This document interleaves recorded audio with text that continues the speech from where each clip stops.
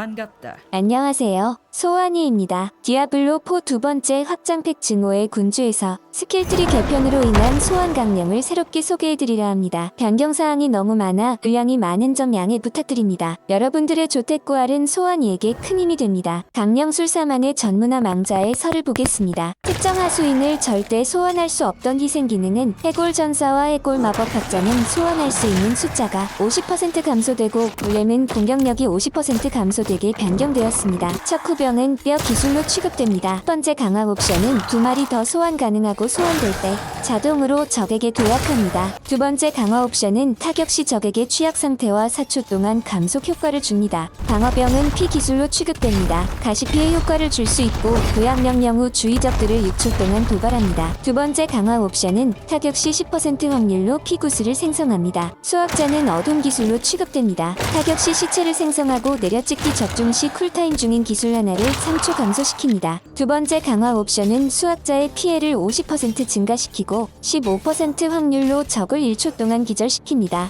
암흑학자의 투사체는 적을 타격하면 작은 광역 피해를 줍니다. 두 번째 강화 옵션은 암흑학자의 투사체 적중 시 강령술사에게 보호막을 생성합니다. 냉기학자는 말 그대로 냉기 피해를 주지만 어둠 기술에 속합니다. 첫 번째 강화 옵션은 적중된 적이 약화되고 투사체가 두 갈래로 갈라집니다. 두 번째 강화 옵션은 확률적으로 냉기학자가 눈보라를 6초 동안 시전하고 취약 상태를 겁니다. 뼈학자의 투사체는 관통 효과를 갖습니다. 첫 번째 강화 옵션은 투사체 2개를 추가로 발사합니다. 두 번째 강화 옵션은 투사체 적중 시 강령술사를 보강하고 사망하면 시체를 남깁니다. 뼈골렘은 기존과 동일합니다. 첫 번째 강화 옵션은 기술 시전 시 시체 5구를 생성합니다. 두 번째 강화 옵션은 뼈골렘이 피해를 받으면 뼈 쐐기를 방출하고 취약할 겁니다. 피골렘의 첫 번째 강화 옵션은 기술 시전 시 주위 하수인들의 생명력을 흡수하여 공격력을 증가시킵니다. 두 번째 강화 옵션은 기술 시전 시 강령술사를 보강해줍니다. 마지막으로 무쇠골렘은 어둠 기술로 취급됩니다. 기존과 크게 변동사항은 없고 첫 번째 강화 옵션은 무쇠골렘의 두 번째 평타가 충격파를 일으켜 넓은 범위 피해를 입힙니다.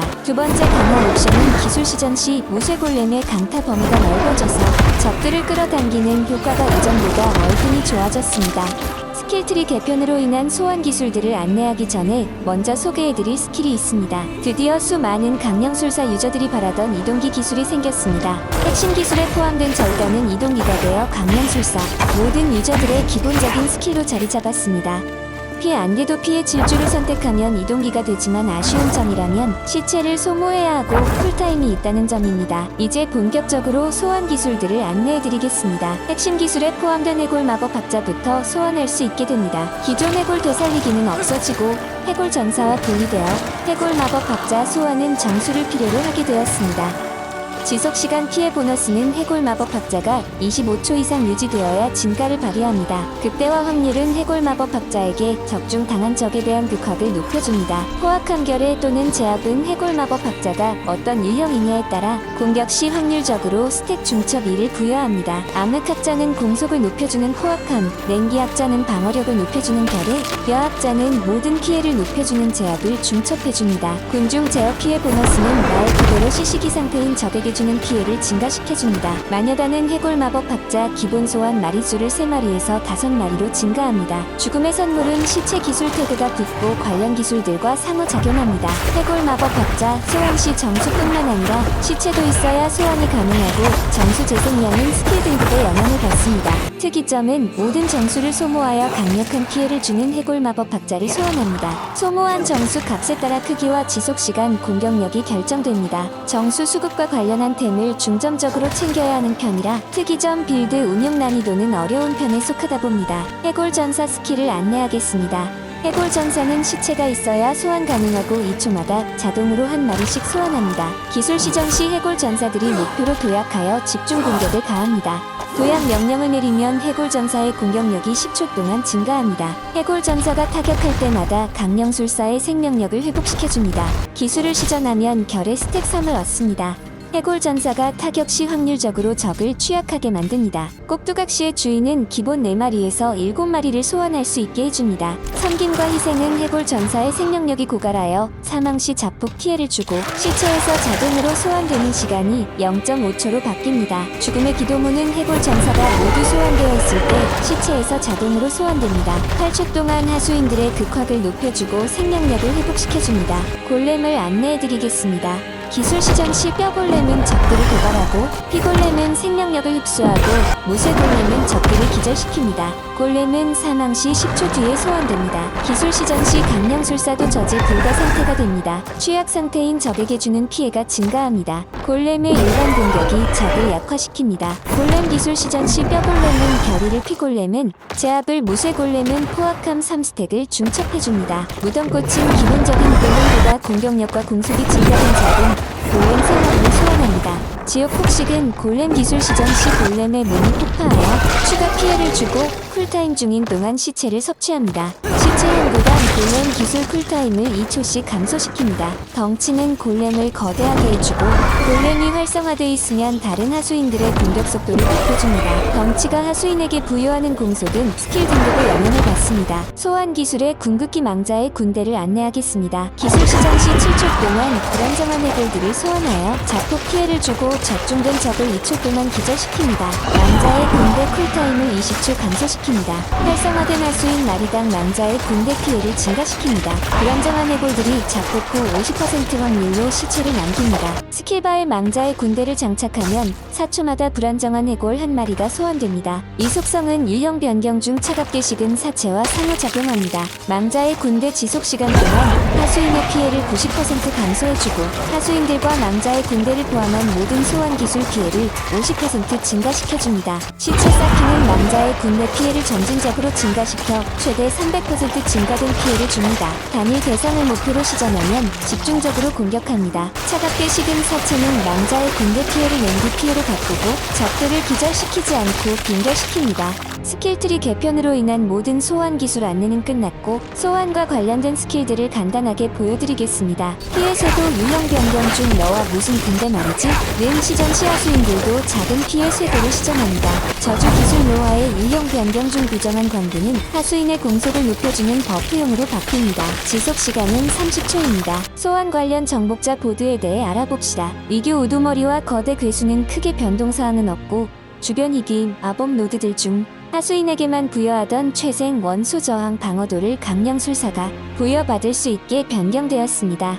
소환 관련 문양 중 망자 사육사 골렘 유체는 기존과 동일합니다. 전사와 마법학자 문양의 추가 보너스 속성이 소환 피해 증가로 변경되어 활용성이 좋아졌습니다. 이어서 아이템으로 넘어가겠습니다. 갑옷은 골렘 장갑은 해골 마법학자 장화는 해골 전사 목걸이는 하수인 기술 등급 옵션을 부여할 수 있습니다. 전설템만 부여 가능했던 담금질은 이제 고유 신화템에도 사용 가능해졌습니다. 하수인 관련 담금질이 많이 간소화되었습니다. 강령술사 벽에서 소환 수피감, 하수인 공격이 보강할 확률, 하수인이 계승하는 가시 증가로 변경되었고, 불경한 기도에서 소환 피해 증가로 기존보다 옵션들이 많이 축소됐습니다. 소환 관련 위상 차례입니다. 활성화된 하수인 하나당 최대 정수가 10씩 증가합니다. 죽음의 변호 위상은 강령술사와 하수인의 생명력이 30% 증가됩니다. 부정한 공모자의 위상은 활성화된 하수인 하나당 이동 속도가 1.5% 증가하고 소환 기술 시전 시 3초 동안 2배 증가됩니다.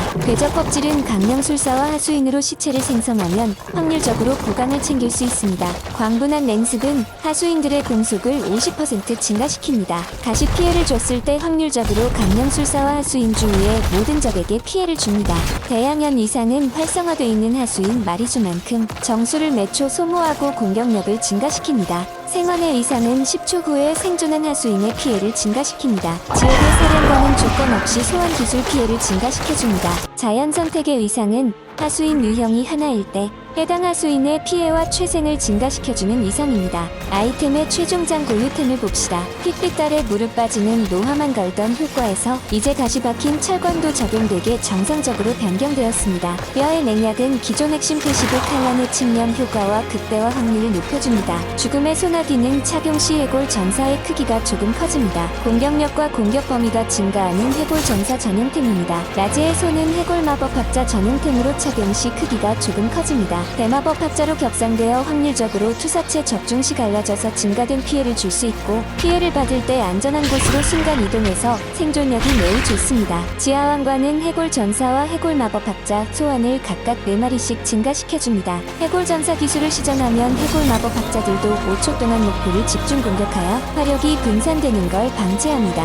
레오리 왕의 철퇴는 골렘 전용템으로 8초마다 해골 전사와 해골 마법 합자 중 무작위로 한 마리를 소모하여 골렘의 공격력을 증가시켜줍니다. 왕자의 붕괴 전용템 치료의 칼날은 기존보다 피해 증가량이 대폭 증가했습니다. 이제 마지막으로 부적을 안내해드리겠습니다. 먼저 소환 관련 고유 부적으로 추출 가능한 건 핏빛달의 무릎바지와 뼈의 맹약 2개뿐입니다. 유일하게 순수 소환 관련 세트 부적은 아트마의 일깨우는 손길 말고는 없습니다. 두 세트 효과는 하수인의 피해가 60% 증가하고 하수인이 피해를 줄 때마다 왕자의 공격 쿨타임을 2초씩 감소시킵니다. 세 세트 효과는 강령술사가 받는 피해의 35%를 하수인이 대신 받는 피해 감소 효과입니다. 다섯 세트 효과는 왕자의 공격 피해를 대폭 증가시키고 지속시간 동안 하수인들이 가지고 생명력과 공속을 증가시켜줍니다.